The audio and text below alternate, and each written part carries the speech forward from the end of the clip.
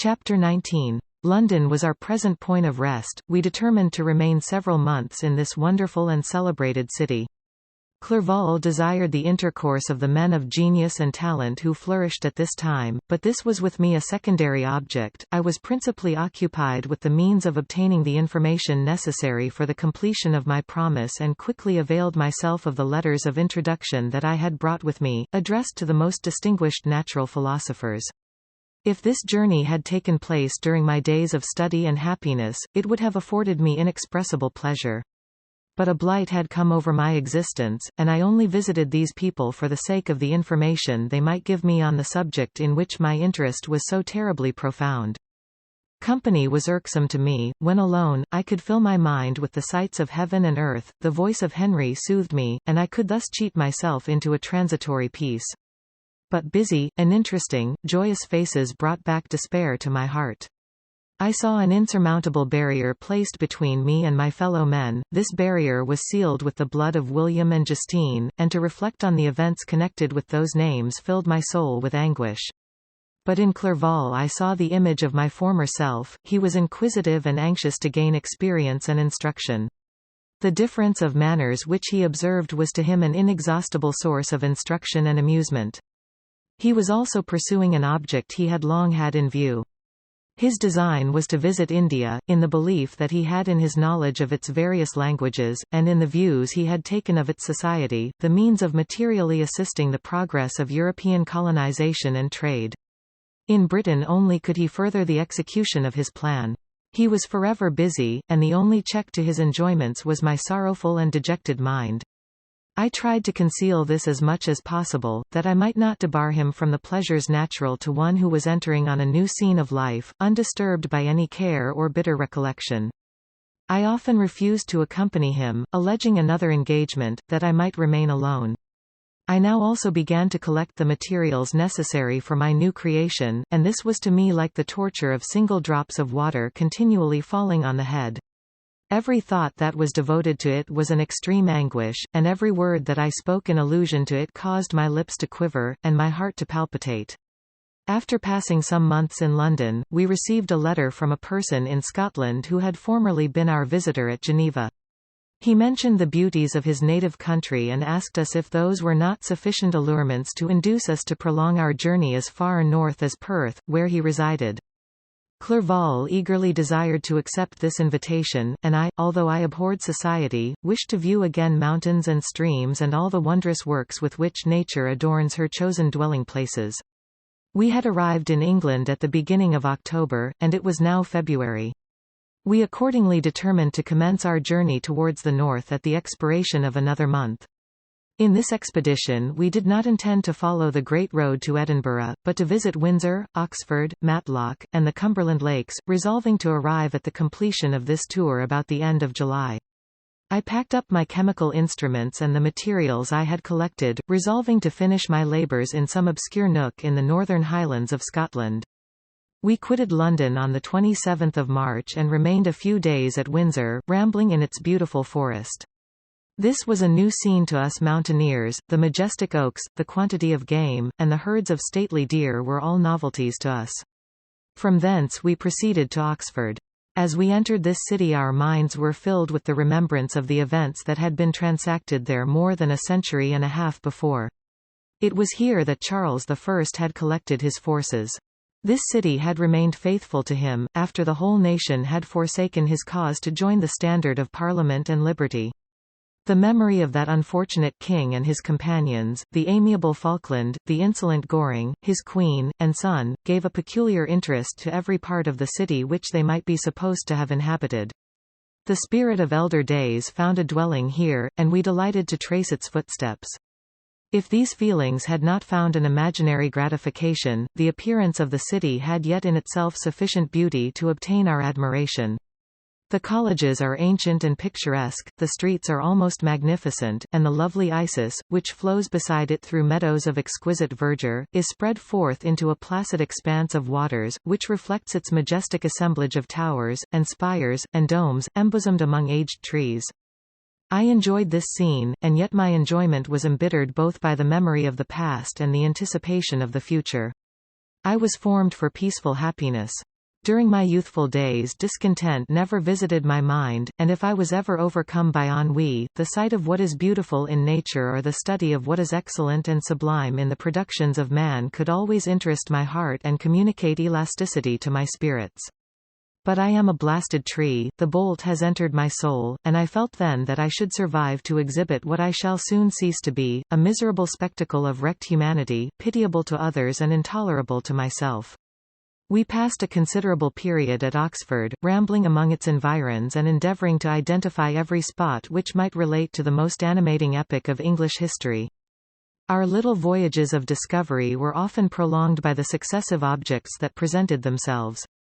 We visited the tomb of the illustrious Hampden and the field on which that patriot fell. For a moment my soul was elevated from its debasing and miserable fears to contemplate the divine ideas of liberty and self-sacrifice of which these sites were the monuments and the remembrancers. For an instant I dared to shake off my chains and look around me with a free and lofty spirit, but the iron had eaten into my flesh, and I sank again, trembling and hopeless, into my miserable self. We left Oxford with regret and proceeded to Matlock, which was our next place of rest. The country in the neighbourhood of this village resembled, to a greater degree, the scenery of Switzerland, but everything is on a lower scale, and the green hills want the crown of distant white Alps which always attend on the pinny mountains of my native country. We visited the wondrous cave and the little cabinets of natural history, where the curiosities are disposed in the same manner as in the collections at Servox and Chamonix. The latter name made me tremble when pronounced by Henry, and I hastened to quit Matlock, with which that terrible scene was thus associated. From Derby, still journeying northwards, we passed 2 months in Cumberland and Westmoreland. I could now almost fancy myself among the Swiss mountains. The little patches of snow which yet lingered on the northern sides of the mountains, the lakes, and the dashing of the rocky streams were all familiar and dear sights to me. Here also we made some acquaintances, who almost contrived to cheat me into happiness. The delight of Clerval was proportionably greater than mine, his mind expanded in the company of men of talent, and he found in his own nature greater capacities and resources than he could have imagined himself to have possessed while he associated with his inferiors. I could pass my life here, said he to me, and among these mountains I should scarcely regret Switzerland and the Rhine. But he found that a traveller's life is one that includes much pain amidst its enjoyments.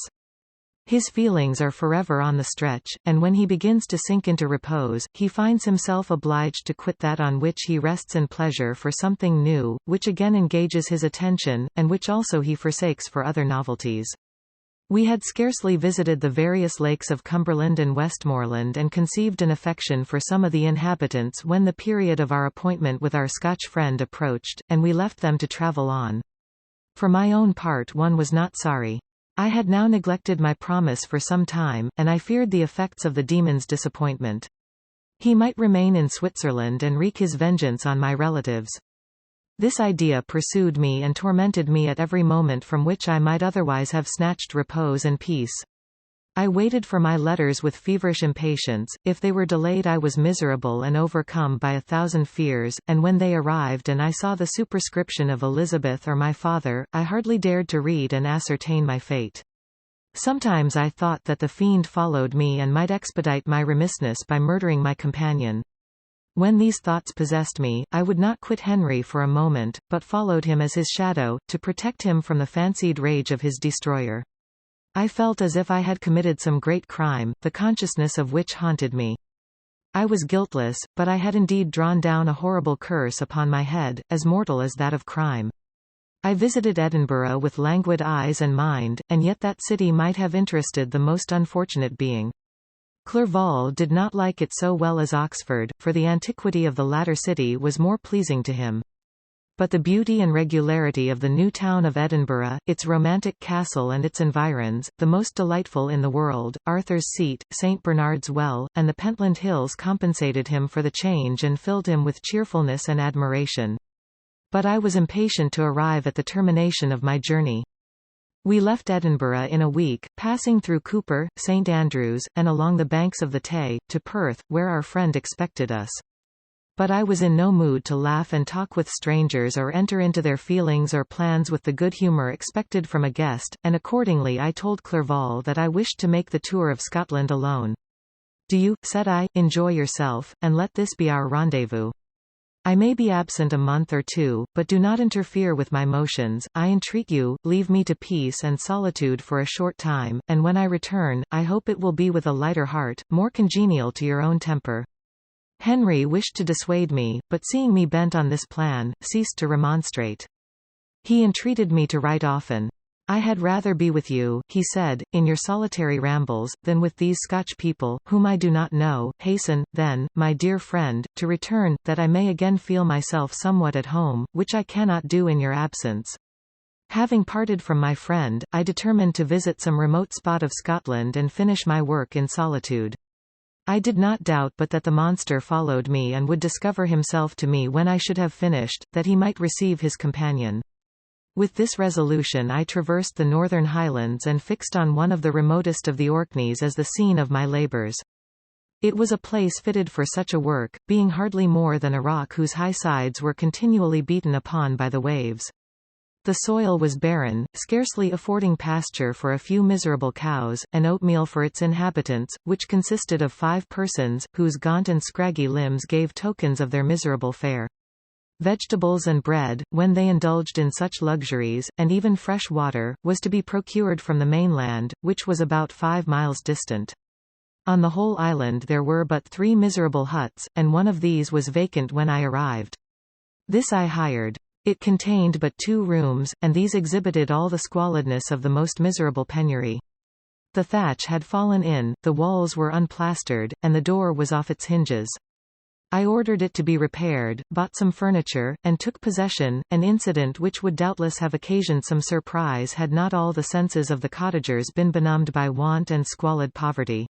As it was, I lived ungazed at and unmolested, hardly thanked for the pittance of food and clothes which I gave, so much does suffering blunt even the coarsest sensations of men.